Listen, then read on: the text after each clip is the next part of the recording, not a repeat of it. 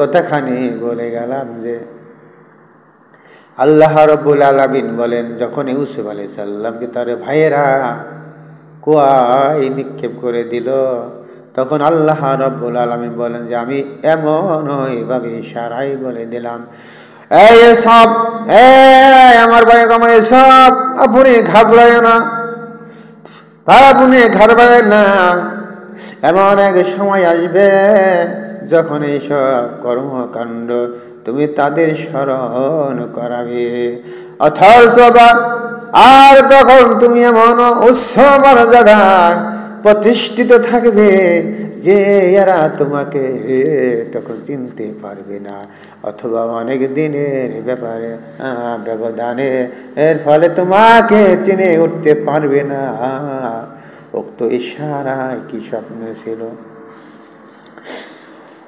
উক্ত ইশারা কি স্বপ্ন ছিল না জাগ্রত অবস্থায় ইলহামের দ্বারা ফেরেশতাদের মাধ্যমে এই বিস্তারিত বর্ণনা কোরআনে নেই। অবশ্যই বাহ্যিক শব্দাবলী, অর্থাৎ বলা হয়েছে এই কথাবার্তাগুলো কিভাবে হয়েছে সেটা আল্লাহ রাব্বুল আলামিনই ভালো জানে।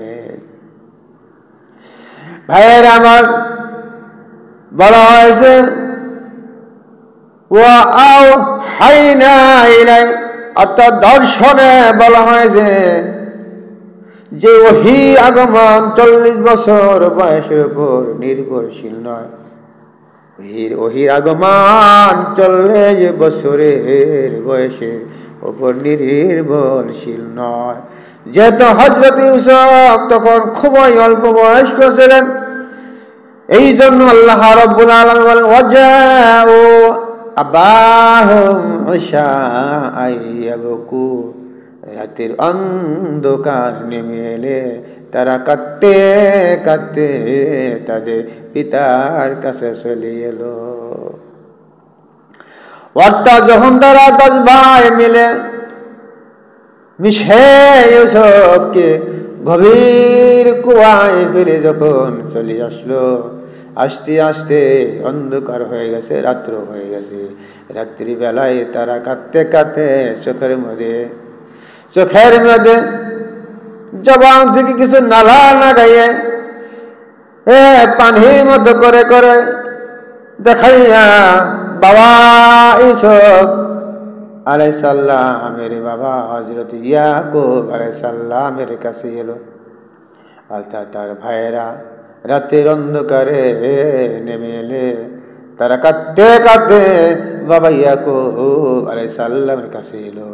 হয় তাদের বাড়ি পৌঁছাইতে পৌঁছাইতে অন্ধকার হয়ে গিয়েছিল, অথবা তারা ইচ্ছা করে অন্ধকার হওয়া পর্যন্ত অপেক্ষা করেছিল, কারণ দিনের আলোতে পিতাকে মুখ দেখানো বেশ কঠিন ছিল, লজ্জা পাবে। তারা কতই না চালাকগিরি করেছিল। আল্লাহ রাব্বুল আলামিন বলেন, বান্দা তোরা কি চালাক, তাদেরকে আমি আল্লাহ রাব্বুল আলামিন চুল পরিমাণও আমি আল্লাহ তাআলা তোদেরকে চালাকগিরি দান করি নাই। তোরা হাঁটবি ডালে ডালে, আল্লাহ বলে আমি থাকবো পাতায় পাতায়। আল্লাহ বলেন তোরা থাকবি পাতায় পাতায়, আল্লাহ বলে আমি থাকবো শিরায় শিরায়। সুবহানাল্লাহ। এই জন্য বলা যে বা তারা ইচ্ছা করে লেট করেছিল বা দেরি করেছিল যেন অন্ধকার হয়ে আসে, আর অন্ধকার হয়ে গেলে বাবার সামনে অন্ধকারে অন্ধকারে বসে বসেই বলবো, এই আমাদের বাবা ইয়াকুব আলাইহিস সালাম, আমরা ফেল হয়ে গেছি। ইচ্ছা করে অন্ধকার হওয়ার পরে এলো, কারণ দিনের আলোতে পিতাকে মুখ দেখানো বেশ কঠিন হয়ে পড়বে, আর রাতের আধারে চাদরের লীলজ্জতা পাষাণ হৃদয় ও মিথ্যা হাই হতাশ কিছুটা হলেও ঢাকা সম্ভব ছিল।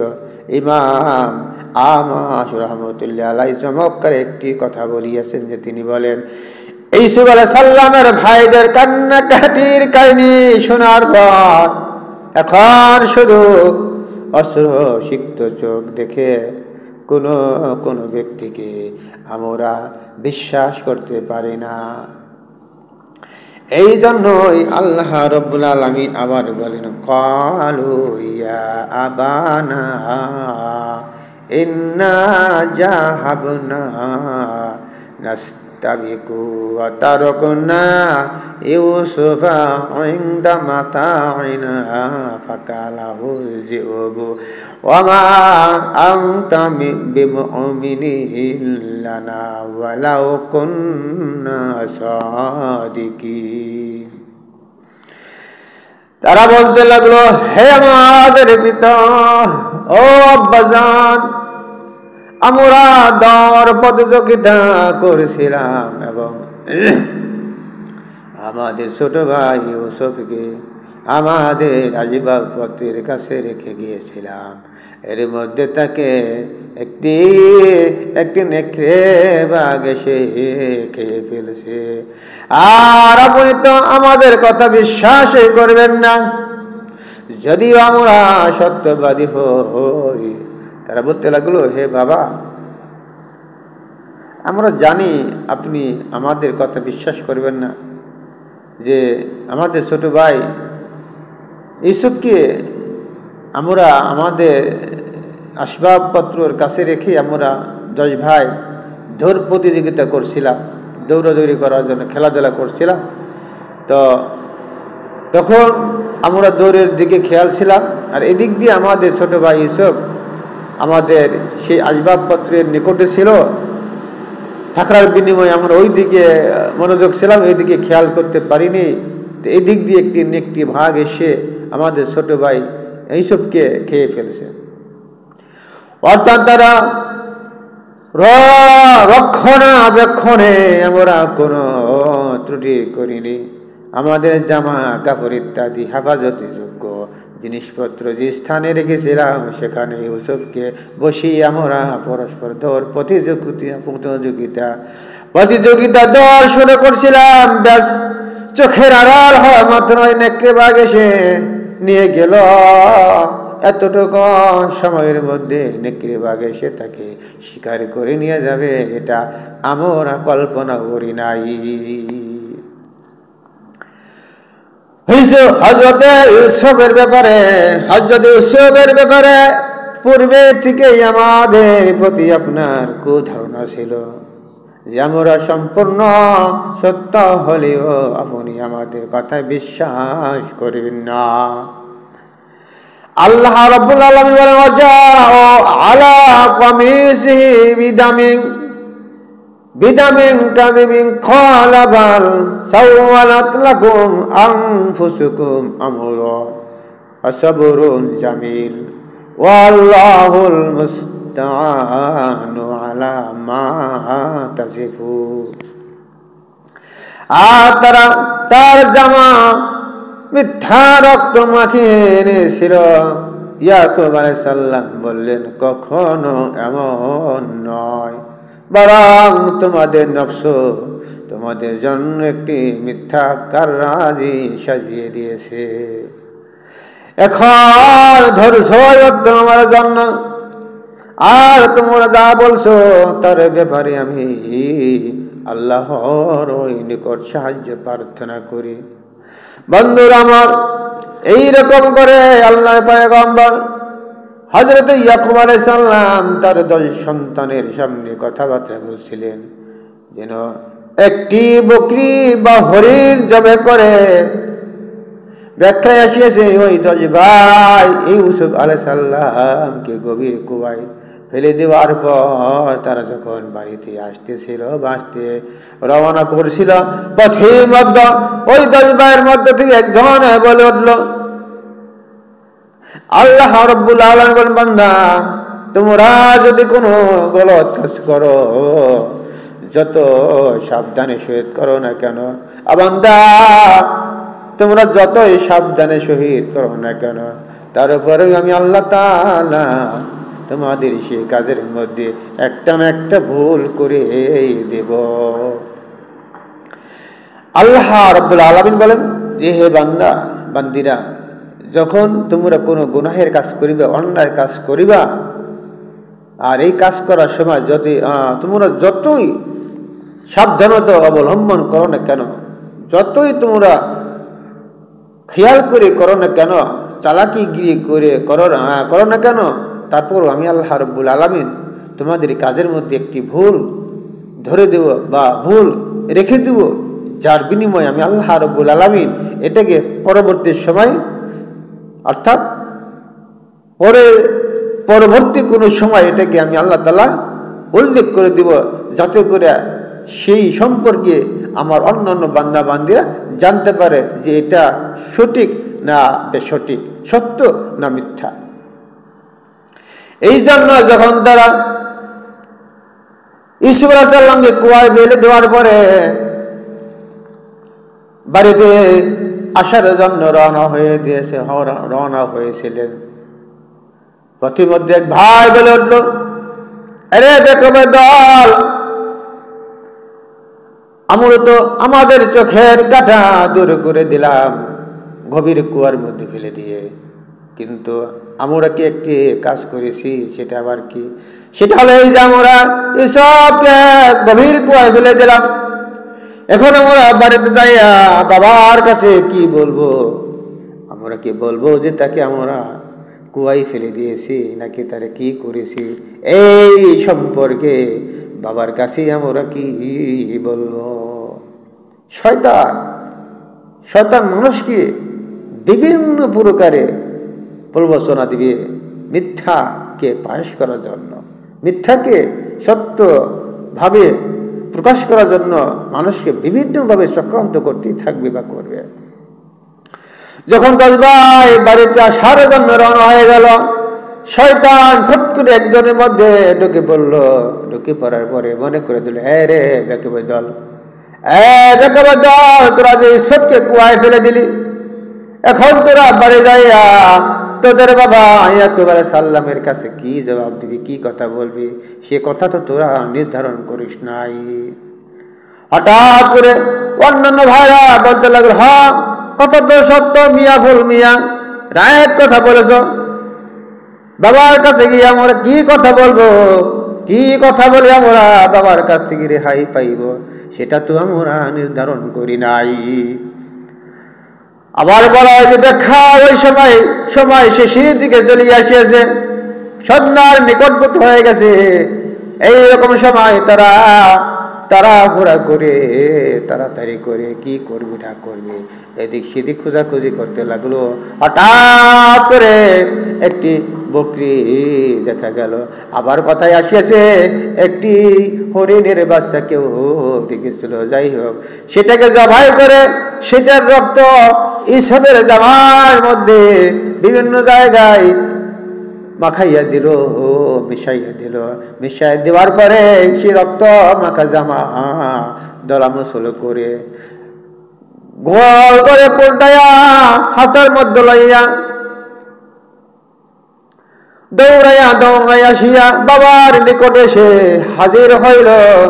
বাবাকে বলল, এই আমাদের বাবা ইয়াকুব আলাইহিস সালাম, আমরা ব্যর্থ হয়ে গেছি। ইয়াকুব আলাইহিস সালাম বলে, কি হয়েছে তোমাদের, কেন ব্যর্থ হইলা? তখন তারা বলল, বাবা ও আমাদের আব্বা জান, আমরা ব্যর্থ হয়েছি এই জন্য যে আমাদের ছোট ভাই নয়নের মণি আমাদের সেই ইউসুফকে আমরা উদ্ধার করতে পারি নাই। কেননা যখন তাকে আমাদের দর প্রতিযোগিতার সময় আমাদের আসবাবপত্রের নিকটে বসিয়ে রেখেছিলাম, তখন হঠাৎ করে আমরা অন্য দিকে মনোযোগ হয়ে গেছিলাম, আর এই সুযোগে একটি নেকড়ে বাঘ এসে তাকে খেয়ে ফেলছে। এই দেখুন তার জামা, এই দেখুন তার রক্ত রঞ্চিত জামা।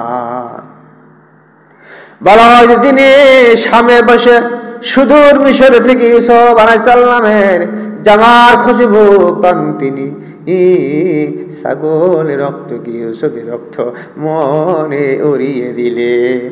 আল্লাহু আকবার! এখানে কত বড় একটা পাওয়ারফুল কথা বলছেন। আল্লাহু আকবার! আল্লাহ রাব্বুল আলামিন হযরত ইয়াকুব আলাইহিস সালামের নাকের মধ্যে এমন পাওয়ার দিয়েছিলেন, এমন ক্ষমতা দিয়েছিলেন, যার বিনিময়ে তিনি বলা হয়েছে যে সুদূর মিশর থেকে ইউসুফ আলাইহিস সালাম জামার কইব তিনি পাইতেন।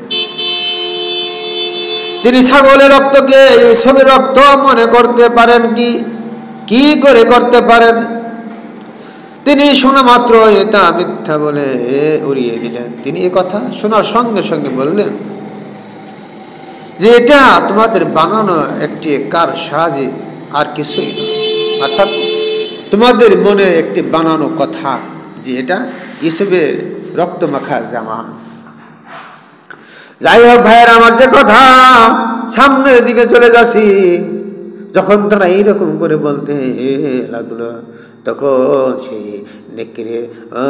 নেকড়ে বাস্তবে বড়ই সহনশীল ধীরস্থির, যেই সবকে তো নিয়ে গেছে রে, কিন্তু রক্ত মিশ্রিত জামাটি অত্যন্ত সতর্কতার সাথে অক্ষত অবস্থায় রেখে গেছে।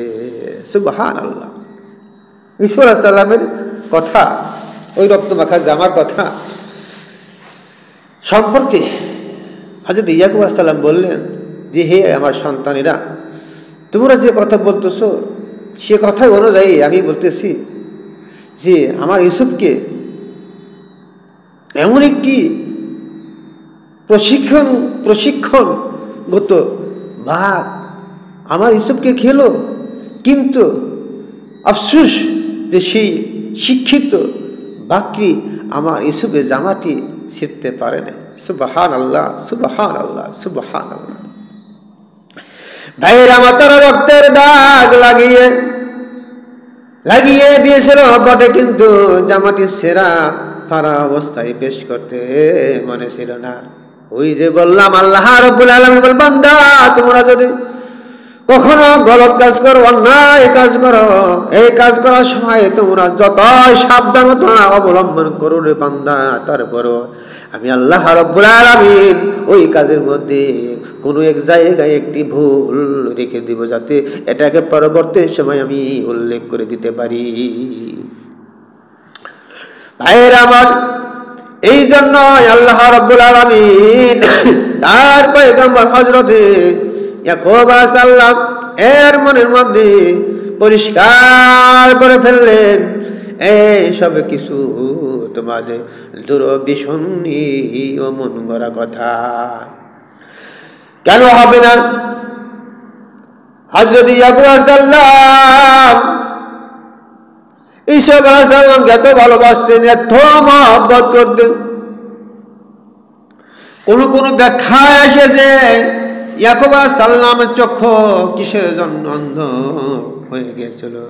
কোন ব্যাখ্যায় আসিয়েছে যে হযরত ইয়াকুব আলাইহিস সালাম যখন ওই নামাজের মধ্যে যদি রত ছিলেন বা নামাজ যদি পড়তেন, ওই সময় যদি ইউসুফ আলাইহিস সালাম বাবার আশেপাশে যদি ঘোরাফেরা করতেন বা যাতায়াত করতেন, বলা হয়েছে হযরত ইয়াকুব আলাইহিস সালাম কানি নজরে সন্তানের দিকে তাকাইতেন।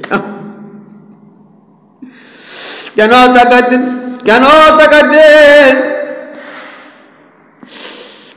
তাকাতেন বা তাকাবেন না? হযরত ইউসুফ আলাইহিস সালাম এত সুন্দর ছিল যে সুন্দরের জন্য বাবা ইয়াকুব আলাইহিস সালাম কখনো একটি মুহূর্তের জন্য তার সন্তান ইউসুফকে চোখে আড়াল হতে দিতেন না।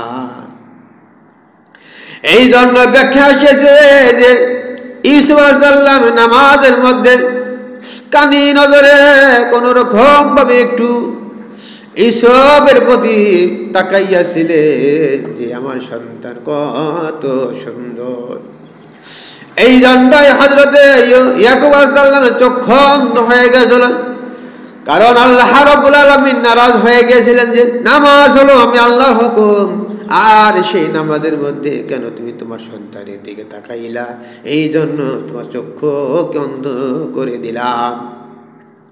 আবার কোন ব্যাখ্যা আসছে যে না, ইয়াকুব আলাইহিস সালাম সন্তানের জন্য কান্নাকাটি করতে করতে, তার জন্য দুঃখ প্রকাশ করতে করতে তার জন্য মোহাব্বত করতে করতে যে ছেলেকে হারিয়ে বাবার যে কি কষ্ট হয়, সেই কষ্টের জন্য বাবার চক্ষু দিয়ে আলাতুন সবসময় পানি পড়তো। চোখের পানি পড়তে পড়তে চোখের ভ্রমর মোটা হয়ে গেছিল, আর মোটা হয়ে যাওয়ার বিনিময় ইয়াকুব আলাইহিস সালামের চক্ষু অন্ধ হয়ে গিয়েছিল। যাই হোক ভাইরা আমার, এটা আল্লাহ তাআলাই ভালো জানেন কোন প্রকারে তার চক্ষু অন্ধ হয়ে গেছিল। কিন্তু সর্বশেষ একমাত্র আমার আল্লাহ দরবারে দোয়া করছি যে ধৈর্য ধারণে তিনি যেন আমাকে মদত করেন এবং নিজ গায়েবী সাহায্য দ্বারা তোমাদের কথাবার্তার প্রকৃত রহস্য প্রকাশ করে দেন, যাতে পুনরায় ইউসুফের সঙ্গে আমার সাক্ষাৎ হয়।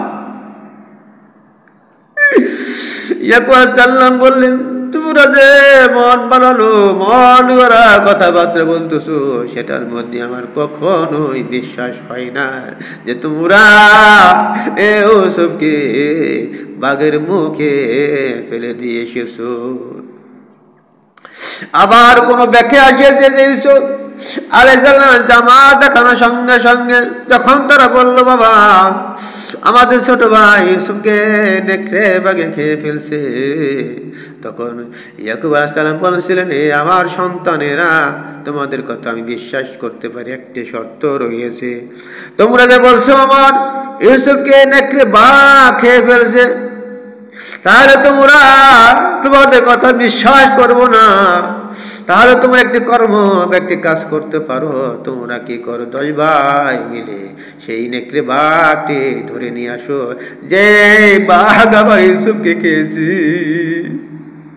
যেই বাঘ আমার ইউসুফকে খেয়েছে, আমি সেই বাঘের কাছে সরাসরি বলবো, জিজ্ঞাসা করবো, আমি বলবো, হ্যাঁ বাঘ তুমি কি আমার ইউসুফকে খেয়েছো? যদি বাঘে বলে যে হ্যাঁ আমরা আপনার ইউসুফকে খেয়ে ফেলছি, তাহলে আমার আর তোমাদের প্রতি কোনো আক্ষেপ থাকবে না। ভাইয়ের আমার কথা সেটাই হলো, ওই 10 ভাই আবার পুনরায় সেই বাঘটিকে ধরার জন্য ওই বাঘ তো ধরবে কোথায় থেকে, কারণ বাঘে তো খায় নাই, কিন্তু কি করবে, এখন বাবার কাছ থেকে সত্য প্রকাশ করতে হলে, সত্য কথা বলে প্রমাণ করতে হলে এখন কি করতে হবে, কি করবে, যেহেতু বাবাই বলছে যে বাঘকে ধরিয়ে এনে তার সামনে হাজিরি করার জন্য, এখন কি করবে। যাই হোক, শেষ মুহূর্তে আবার ব্যাখ্যায় আসিয়েছে, 10 ভাই মিলেমিশে একটি কানা নাগরা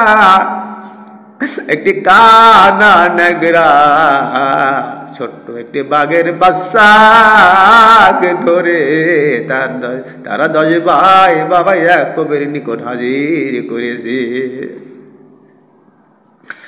যখন ভাইরা ওই কানা নাগরা একটু দুর্বল একটি ভাগ ধরে এনে বাবা ইয়াকুবের সামনে হাজির করলো, তখন ইয়াকুব আলাইহিস সালাম বাঘের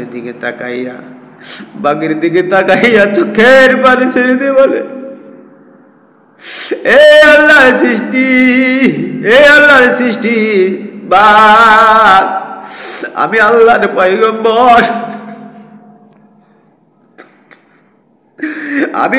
পয়গম্বর,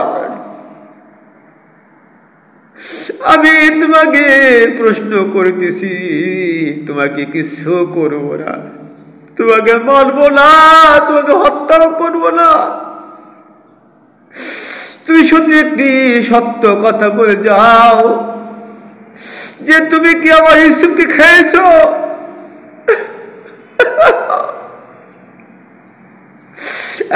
পৃথিবীর মানুষ শোনো, ইয়াকুব আলাইহিস সালামের কথা, আল্লাহকে কি রকম মহব্বত করতে শিখে নাও। তখন সেই নেকড়ে বাঘ বাবা ইয়াকুব আলাইহিস সালামের কথা উত্তর দেওয়ার জন্য আল্লাহর কাছে ফরিয়াদ করলেন, ও মাওলায়ে কারীম, ও আল্লাহ তাআলা, আপনার পয়গম্বর আমার কাছে জিজ্ঞাসা করছে আমি কি তার পুত্র ইউসুফকে খেয়েছি কিনা সেটা জানার জন্য আল্লাহ তাআলা আপনি আমার জবান খুলে দেন, আমি সত্যকে প্রকাশ করে দিতে চাই। যখন আল্লাহ রাব্বুল আলামিন বাঘের জবান খুলে দিলেন, বাগান তখন চটপট করে বলে দিতে লাগলো, হে আল্লাহর পয়গম্বর, আপনি কি করে মনে করলেন, কি করে মনে করলেন, কেমন করে মনে করলেন যে পয়গম্বর গলে রক্ত,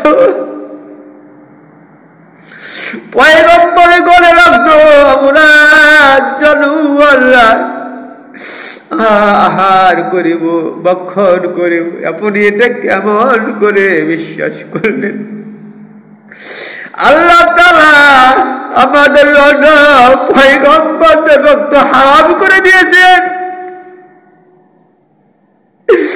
পয়গম্বর গলে রক্ত আমাদের হিংস্র প্রাণীদের জন্য হারাম করে দিয়েছেন। শুধু তাই না, বলা হয় যে তামাম পৃথিবী জমিনে সমস্ত প্রাণীর জন্য আল্লাহ রাব্বুল আলামিন পয়গম্বরদের রক্ত আহার করা হারাম করে দিয়েছেন।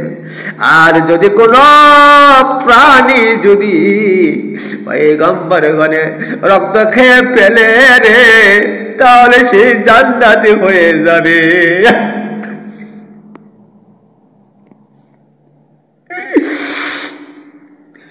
তখন বাঘ বলতে লাগলো, এ আল্লাহ পয়গম্বর, এখন আমি হিংস্র প্রাণী, আল্লাহর কসম করে বলি রে ইয়াকুব, আপনার ছেলে ইউসুফ কোথায়, কোন জায়গায়, কোন দিন, কোন সময়, কোন মাসে, কোন সনে, কোথায়, কার সঙ্গে কি করছিল আমি কিছুই জানি না। আমি আপনার সন্তানকে খাই নাই, দেখি নাই তো কিভাবে খাইব? দেখলেও তো আমরা পয়গম্বর গণদেরকে আক্রমণ করতে পারবো না, এটা আল্লাহর নির্দেশ। আল্লাহ পয়গম্বর রাখুক আপনার এই সন্তানেরা, আমি অসুস্থ একটি বাঘ, দেখুন না আমার একটি চক্ষু অন্ধ, আমি দুর্বল, খাদ্যর জন্য আমি পেরেশান, ক্লান্ত হয়ে এক জায়গায় আশ্রয় করতেছিলাম, নিয়েছিলাম। আপনার এই 10 সন্তানের আমাকে অনেক ধাওয়াধাওয়ি করে ধরে নিয়েছে আপনার নিকটে।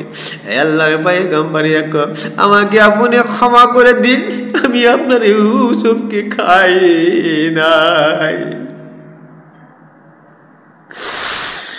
তো ঘরে গোয়াজালাম চোখের পানিগুলো ছেড়ে দিয়ে বলে, হায় রে আমার সন্তানেরা, শুধু একটু বাবার ভালোবাসার পাওয়ার জন্য তোমরা নিজের ভাইকে কি করে মেরে ফেলতে পারো বা তাকে দূর করে দিতে পারো। হযরত ইয়াকুব আলাইহিস সালাম বাঘকে বললেন, এ বাঘ তুমি যাও, তোমার কোনো কিছুই করতে হবে না, তোমার প্রতি আমার কোনো রাগ নাই, আমি শুধু জানার জন্য তোমাকে হাজির করেছিলাম।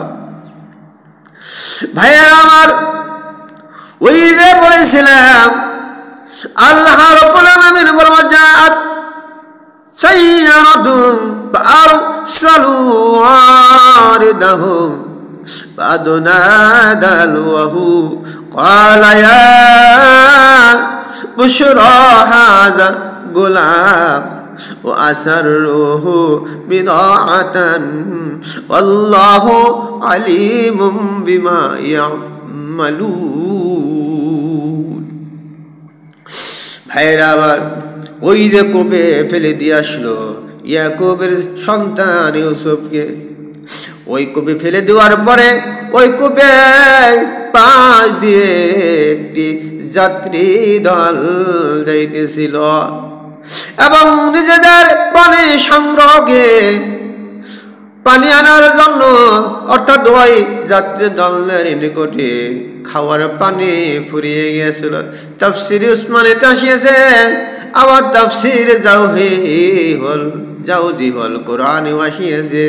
ভাইয়েরা আমার, সময় পাইলে এই সমস্ত তাফসীর পড়বেন, দেখবেন মন নরম হয়ে গেছে, আখিরাতের কথা মনে পড়বে, জান্নাত জাহান্নামের কথা মনে পড়বে।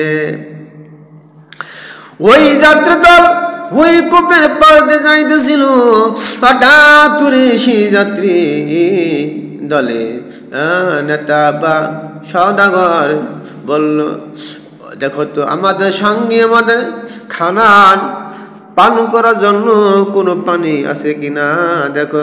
তখন দেখতে পেল যে না, আমাদের সঙ্গে পান করার জন্য পানি ছিল, সেটা শেষ হয়ে গেছে। তখন সে বলে উঠল, যাও একজন, ওই যে একটি কূপ দেখা যায়, ওই কূপের থেকে একটু পানি নিয়ে আসো। ভাইয়েরা আমার, বলা হয়েছে এখানে আর একটি ইতিহাস আল্লাহ রাব্বুল আলামিন ধরে তুললেন।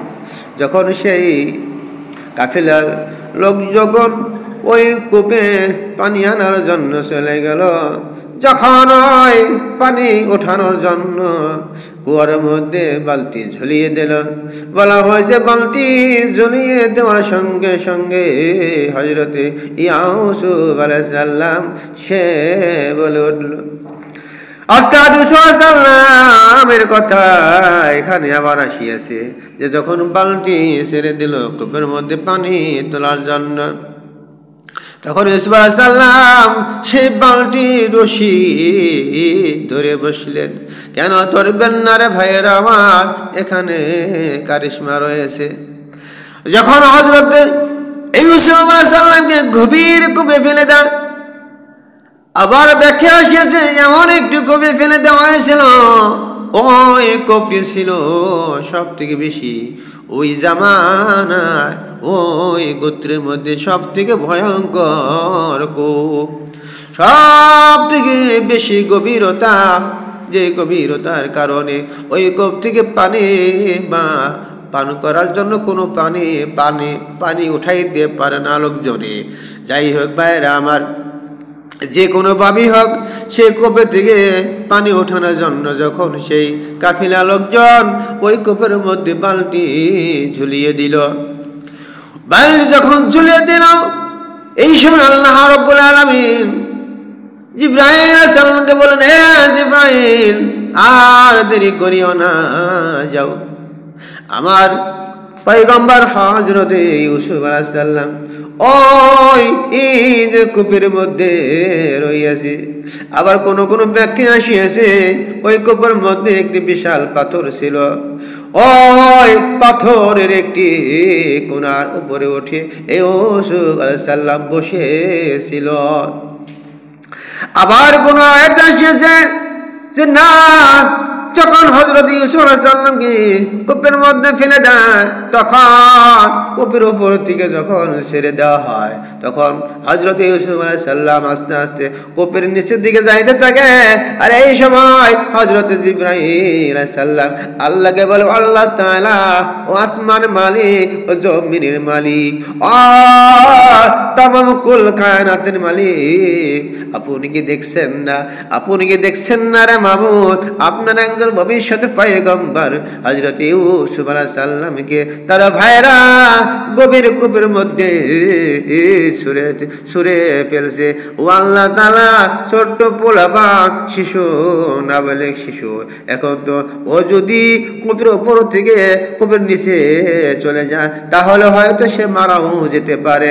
ও আল্লাহ তাআলা, এখন আপনি কি করবেন, কেমন করে কে রক্ষা করবেন? আল্লাহ রাব্বুল আলামিন বলেন, জিবরাইল, তুমি কি আমাকে প্রশ্ন করছো?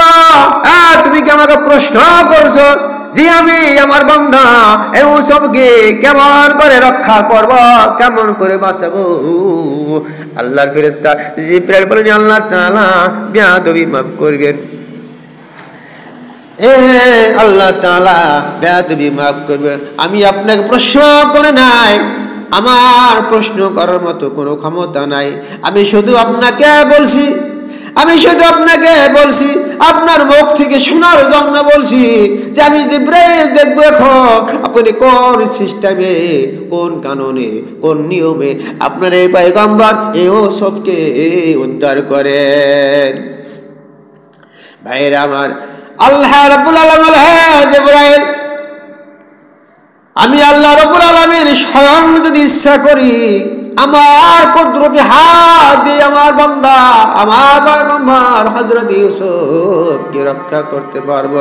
কিন্তু জিবরাইল রে, ও আমার জিবরাইল, আমি আল্লাহ রাব্বুল আলামিন তোমাকে আদেশ করলাম, জিবরাইল তুমি যাও, তাড়াতাড়ি করে যাও, তুমি যাইয়া আমার পয়গম্বর হযরত ইউসুফ আলাইহিস সালামের পায়ের নিচে তোমার হাত খানা পাতিয়ে রাখো। ভাইরা আজান দিয়ে দিছে। আল্লাহ রাব্বুল আলামিন যখন জিবরাইলকে বললেন, হ্যাঁ জিবরাইল যাও, তুমি তোমার হাতখানি আমার পয়গম্বর হযরত ইউসুফ আলাইহিস সালামের পায়ের নিচে ধরে তোলো, আর তোমার হাত মুবারক হাতের উপরে আমার পয়গম্বর হযরত ইউসুফ আলাইহিস সালাম বসবে। যতক্ষণ না পর্যন্ত সে কূপের নিচে যাইয়া পৌঁছবে ততক্ষণ পর্যন্ত তোমার হাত তার পায়ের নিচে ধরে রাখবে। এমন ব্যাখ্যা এসেছে, যখন হযরত ইউসুফ আলাইহিস সালাম কূপের উপর থেকে নিচের দিকে যাইতেছিলেন, বলা হয়েছে প্রথমত অবস্থায় দ্রুত, অর্থাৎ গতি দ্রুত ছিল। প্রথম অবস্থায় উপর থেকে নিচের দিকে যাওয়ার গতিটা খুবই দ্রুত ছিল।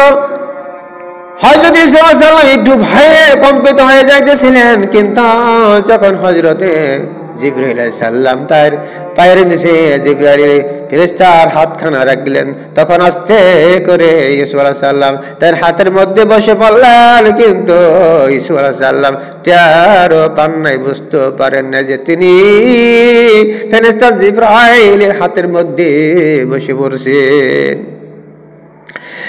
ভাইরা আমার, এইরকম করে আল্লাহ রাব্বুল আলামিন তার পয়গম্বর হযরত জিবরাইল আলাইহিস সালাম ফেরেশতার মাধ্যমে তার পয়গম্বর হযরত ইউসুফ আলাইহিস সালামকে কুয়ার নিচ পর্যন্ত পৌঁছে দিলেন। শেষ মুহূর্তে ওই যে বললাম একটি পাথর ছিল, ওই পাথরের উপরে ইউসুফ আলাইহিস সালাম বসে পড়লেন। আর যখন ওই কাফিলার লোকজন পানি উঠানোর জন্য পাল্টি কুয়ার মধ্যে ফেলে দিলেন, তখন আল্লাহ রাব্বুল আলামিন তাহার গায়েবী মদতের মাধ্যমে ইউসুফকে জানিয়ে দিলেন, ইউসুফ তুমি এখন এই মুহূর্তে এই বালতির রশি ধরে বসো, শক্ত করে ধরে ইউসুফ, মজবুত করে রশিখানা ধরে ফেলো। ধরে ফেলার পরে তোমাকে উপরের নিচ থেকে উপরে তোলা হবে। এইরকম করে তুমি এই কূপ থেকে উদ্ধারে পেতে পারবা। অতএব তাই করলো হযরত ইউসুফ আলাইহিস সালাম, ওই কূপের ফেলানো সে বালতির মধ্যে বসে পড়ল এবং এক হাত দিয়ে রশিখানা ধরে ফেললেন। আর যখন রশি ধরে ফেলার পরে বালতির মধ্যে বসে পড়ার পরে যখন কাফিলার লোকজন ওই বালতিকে ওঠানোর জন্য রশি টানতে লাগলেন, এই আমার যুবক ভাইরা, এই আমার মা ও বোনেরা, গভীরভাবে কথাগুলো শুনবেন মনোযোগ সহকারে। এটা আপনাদের জন্য বিশেষভাবে বলছি, কেননা বর্তমান জমানায় আপনাদের আমাদের ধৈর্য নাই, ধৈর্য ধারণ করতে হবে। ধৈর্যের ভিতরে আল্লাহ রাব্বুল আলামিন, ধৈর্যের ভিতরে আপনার জন্য আমার জন্য আল্লাহ রাব্বুল আলামিন হয়তো কোনো ভালো জিনিস রেখে দিতে পারে। আর ধৈর্য ধারণ না করতে পারলে বিফল হয়ে যেতে হবে।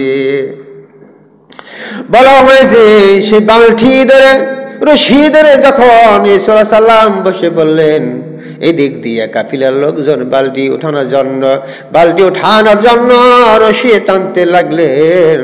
টানতে টানতে দেখে যখন একটু উপরের কাছাকাছি এসে গেছে, তখন ওই কাফিলার লোক বালতির দিকে খেয়াল করে দেখলেন যে বালতির মধ্যে পানি নাই। বালতির মধ্যে পানি নাই, দেখা যায় যেন একটি পূর্ণিমার চাঁদ। সুবহানাল্লাহি বিহামদিহি সুবহানাল্লাহিল আযীম। আমার নবী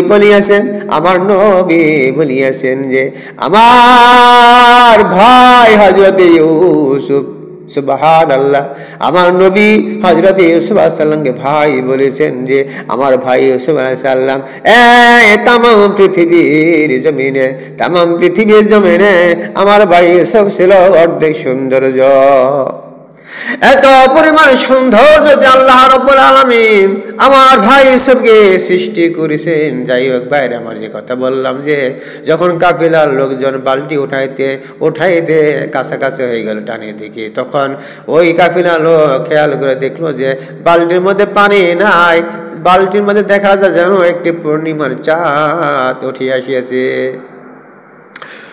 তখন ওই কাফেলার লোক চিৎকার দিয়ে বলল, আপনারা কে কোথায় আছো, বা কে কোথায় শিশরে আয়, তাড়াতাড়ি আয়, যে আমি কে পেয়েছি বালতির মধ্যে। তারা আসিয়া দেখতে পেল বালতির মধ্যে পানির পরিবর্তে একটি শিশু, অল্প বয়স্ক শিশু দেখা যায়।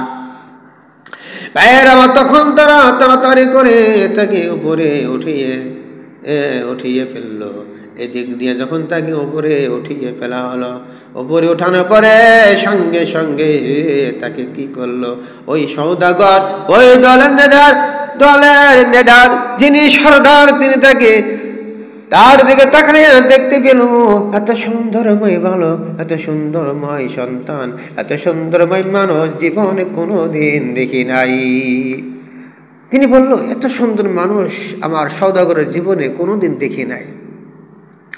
বলা হয়েছে ওই সওদাগর খুবই চালাক ছিল, খুবই জ্ঞানী ব্যক্তি ছিল, খুবই চালাক চতুর ছিল। সেই ব্যক্তি কি করলো, ওই ইউসুফকে বালতি দিয়ে ওঠানোর পরে কোপের বাইরে আনার সঙ্গে সঙ্গে তাকে একটি কাপড় দিয়ে আটকে ফেললেন। সুবহানাল্লাহ। কারণ ইউসুফ আলাইহিস সালামের সৌন্দর্য, এরকম সৌন্দর্য তাদের কাছে লাগছিল। তারা মনে করলো ইউসুফের শরীর থেকে যেন সূর্যের আলোর মতো আলো ছড়িয়ে পড়ছে। তারা অনুভব করতে পারলো ইউসুফ আলাইহিস সালামের শরীর মুবারক শরীর থেকে সূর্যের মধ্যে মানে যেমন হীরা এক জায়গায় বসাইলে জিকিমিকে দেখা যায় লাইটের মতো লাগে, ওই সওদাগরের মনে ওই রকম লাগতে লাগলো। তিনি মনে দেখতে খেয়াল করলেন যে ইউসুফের শরীর থেকে বা তার চেহারা দিকে যেন হীরার মতো ঝিকিমিকি লাইটের মতো আলো বাইরে হচ্ছে। এই কথা তিনি খেয়াল করে তিনি